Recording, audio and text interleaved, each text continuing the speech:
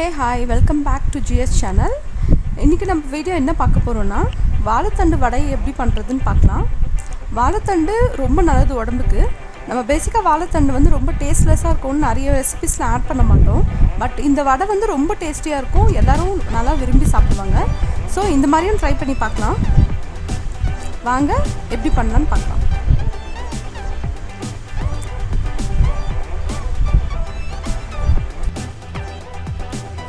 இந்த ரெசிபிக்காக நான் ஃபஸ்ட்டு வந்து வாழைத்தண்டு வந்து சின்ன சின்ன பீசஸாக வந்து வெட்டி வச்சுருக்கேன்.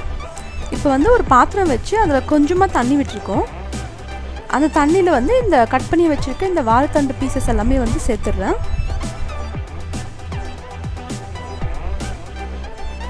இதோட கொஞ்சம் மஞ்சத்தூள் ஆட் பண்ணிகிட்ருக்கேன். அப்புறம் இதுக்கு தேவையான உப்பு ஆட் பண்ணுறோம். நான் இன்றைக்கி கல்லுப்பு தான் இதுக்கு ஆட் பண்ணுறேன். இப்போ இது எல்லாமே கொஞ்சம் பாயில் பண்ண வச்சிடலாம். இந்த தண்ணி எல்லாம் வந்து நல்லா ட்ரை ஆகணும். அந்த அளவுக்கு நம்ம பாயில் பண்ணிவிட்டு இப்போ ஃபுல்லாக பாயில் ஆன உடனே இதை நல்லா வந்து ஆற வச்சுட்டு அதுக்கப்புறம் நான் மிக்ஸி ஜாரில் எடுத்து லைட்டாக வந்து அரைச்சிக்க போகிறேன்.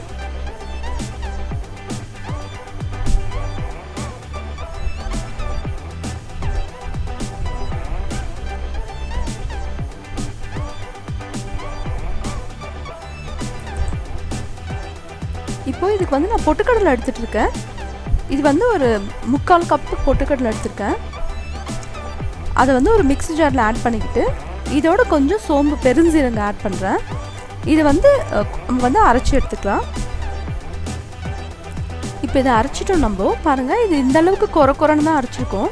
ரொம்ப நல்லா அரைச்சிட்டோன்னா நம்மளுக்கு வந்து அந்த வடை செய்யும் போது அந்தளவுக்கு வந்து கிறிஸ்பியாக வராது. அதனால இப்போ வந்து இந்த வாழைத்தண்டு வந்து நம்ம வந்து தண்ணி ஊற்றி வேக வச்சுருந்தோம் இல்லைங்களா, அது வந்து நல்லா வெந்துருச்சு. வெந்து இப்போ நம்ம நல்லா ஆறிடுச்சு. இதையும் நான் வந்து ஒரு மிக்சர் கிரைண்டரில் ஆட் பண்ணிக்கிறேன்.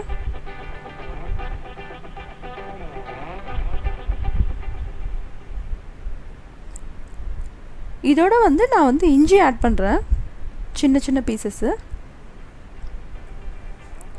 இப்போ இதை வந்து அரைச்சி எடுத்துக்கலாம். இப்போ வந்து நம்ம ஆல்ரெடி அரைச்சி வச்சு அந்த பொட்டுக்கடலை மாவு இருக்கு இல்லைங்களா, அதோட சேர்த்து இந்த வாழைத்தண்டை அரைச்ச பேஸ்ட்டை வந்து இதில் போட்டுடுறேன்.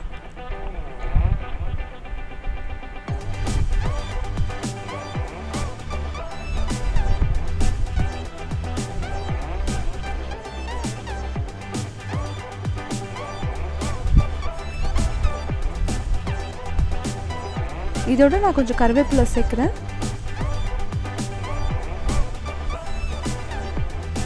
கொஞ்சம் வெங்காயம் சேர்க்குறோம். இது வந்து ஒரு வெங்காயம் தான் நான் சின்னதாக நறுக்கி வச்சுருக்கேன். இதை சேர்க்குறேன்.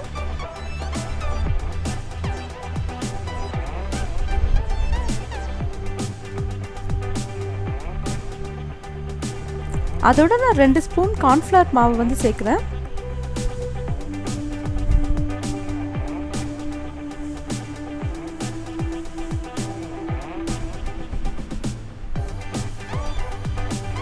இது எல்லாத்தையும் சேர்த்து நல்லா வந்து மிக்ஸ் பண்ணி விட்டுடலாம்.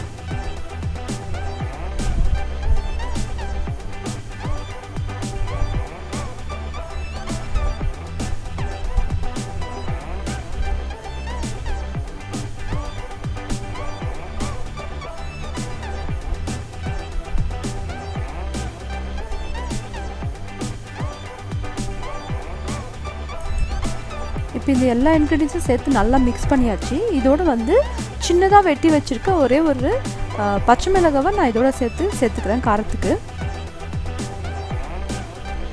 சின்னதாக நறுக்கி வச்சுருக்கேன் இந்த துண்டுங்க. இதை அப்படியே போட்டு அந்த மாவில் நம்ம அரைச்சிட்டோம்னா ரொம்ப காரமாயிடும். அதனால தான் நான் சின்னதாக வெட்டி இதில் சேர்த்துருக்கேன்.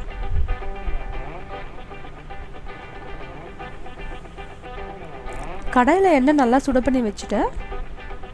இப்போ இந்த வடையை இதில் வந்து நம்ம போட்டு பொரிச்சு எடுத்துடலாம். இந்த மாவு வந்து நம்ம இதை மிக்ஸ் பண்ண உடனே இதை வடை போட ஸ்டார்ட் பண்ணிடணும். இது வந்து மற்ற மாவு மாதிரி நம்ம வந்து ஃப்ரிட்ஜிலலாம் வச்செல்லாம் நம்ம ஸ்டோர் பண்ணி யூஸ் பண்ண முடியாது.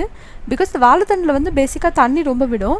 ஸோ நம்ம இதை பொட்டுக்கடலை இந்த கார்ன்ஃப்ளவர் மாவுலாம் போட்டு நம்ம அந்த கரெக்டாக கன்சிஸ்டன்சி நம்ம வந்து வடை பதத்துக்கு எடுத்துகிட்டு வந்துட்டு நம்ம வந்து அப்போவே சுட்டு எடுத்துடணும்.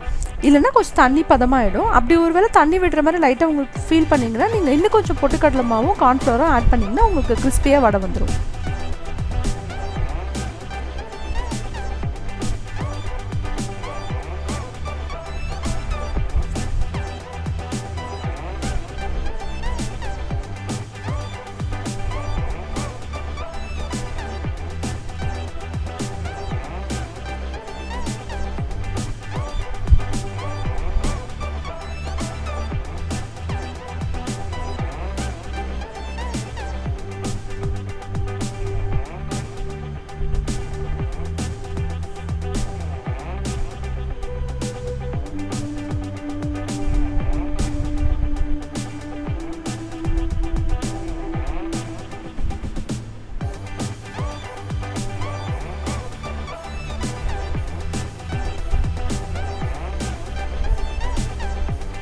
நான் வந்து ஸ்டவ் சிம்மில் தான் வச்சுருக்கேன்.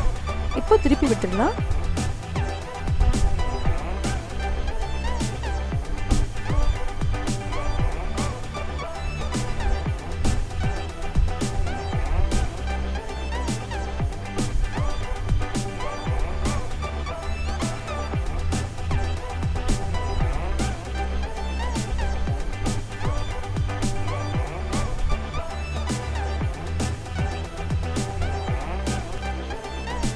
பாருங்கள், நம்ம வடை வந்து ரெடி ஆகிடுச்சு.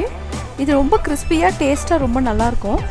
உங்களுக்கு இந்த வீடியோ பிடிச்சிருந்தா நீங்களும் உங்கள் வீட்டில் இது வந்து ட்ரை பண்ணி பாருங்கள். ட்ரை பண்ணிவிட்டு கமெண்ட்ஸ் எங்களுக்கு போடுங்க எப்படி வந்துச்சுன்னு சொல்லிட்டு. இன்னொரு இதே மாதிரி ஒரு ஹெல்த்தியான ஒரு யூஸ்ஃபுல்லான வீடியோவில் நெக்ஸ்ட் பார்க்கலாம்.